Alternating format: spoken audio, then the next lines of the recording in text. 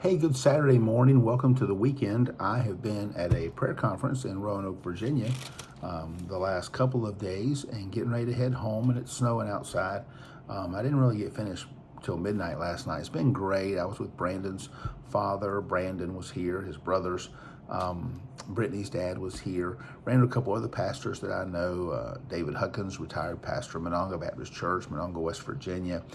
Carl Goodman, pastor Lakeside Baptist Church, Salem, Virginia. And so just met some new friends as well. Pastor Dwayne Brown from Albemarle, North Carolina. So I've enjoyed the time in prayer. It was needed and appreciated. But I'm driving home in the snow. Got a 4-wheel drive, so appreciate an extra prayer. But I plan to be good.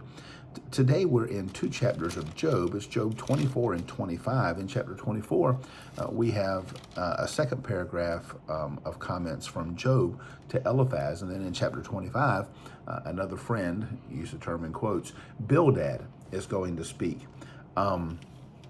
And so oftentimes on Saturdays, we're assigning 2 chapters of reading because most of us have maybe an extra few minutes on Saturdays. But Job in chapter 24 really goes into detail describing the peril and the depravity of the day, and how he refers to them as the wicked. He says they move boundary markers and take advantage of other people. They push people off of the highways. They steal already from the poor. They take clothing from the naked. He just goes on and on talking about how wicked they are. They rebel against the light. They rebel against God. Job is recognizing that he lives in a wicked day, although he continues to defend his own righteousness. And of course, when we talk about Job, we're talking about a comparative righteousness. Job wasn't righteous before God any more than you are or I am, but Job was righteous compared to most of the people that he was talking to, most of the people that he was living around, most of the people in that society. God had already made that testimony back in chapter 1. And we come to Bildad in chapter 25, and it's probably it is the shortest chapter that we've seen in the book of Job so far. Don't know that it'll end up being the shortest chapter in the entire book, although we're in the second half.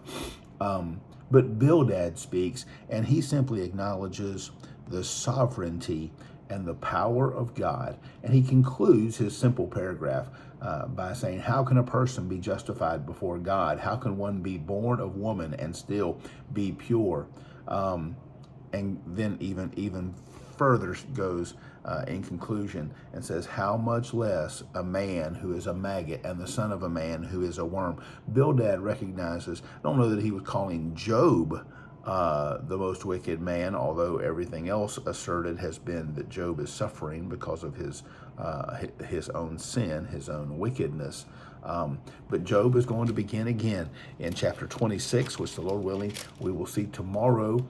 He speaks in 27, 28, 29, 30. Oh, this is going to be good. 31, he's still speaking. So most of next week, we're going to be hearing from Job before Elihu starts an angry response in chapter 32. So looking forward to all of that. Listen, I haven't seen the weather in North Carolina. So often in North Carolina, we get forecasts of wintry precipitation, and then the atmosphere is too dry and the precipitation doesn't come. It is snowing hard outside now. I woke up, I thought it was almost 6. I got up and hopped in the shower. The continental breakfast starts at 6. But by the time I got out of the shower, dried off, got dressed, it's still only about 5:30.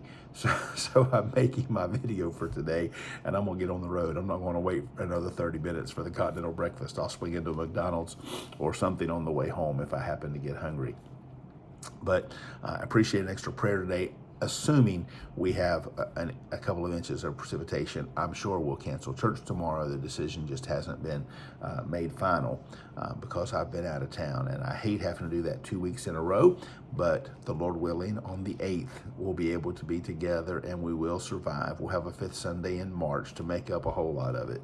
But anyway, I will miss you if we're not together, and I will post a little longer video tomorrow. If you're part of our children's ministry, or your children and grandchildren are, reach out to Miss Carla Arrowwood, because she's doing something special for the children online from 11 to 11:30, assuming we're not meeting in person. And I'll be doing an extra video from chapter 26 tomorrow. Since we likely won't be together, but give me time to get home and make all that official. West Virginia plays at 4 o'clock today against Baylor. It'll be official before then, I'm sure. Hey, I hope you have a great Saturday. Thank you so much for your encouragement, for watching these videos. Pray for one another. A couple surgeries this week. Miss Linda Cantrell is doing well post-surgery, and Mr. Billy Hilton is in the hospital post-surgery. If things are well enough at home, I may try to see him later today, or certainly give him a phone call, but you keep Billy in your prayers. And I hope you have a wonderful kickoff to the second month of the year, February. And I know we can get snow in February, March, even April, but the Lord willing, these temperatures are going to come up a little bit and make life a little more pleasant for us. Until then, stay warm. And if you need anything, don't hesitate to reach out. Take care. God bless.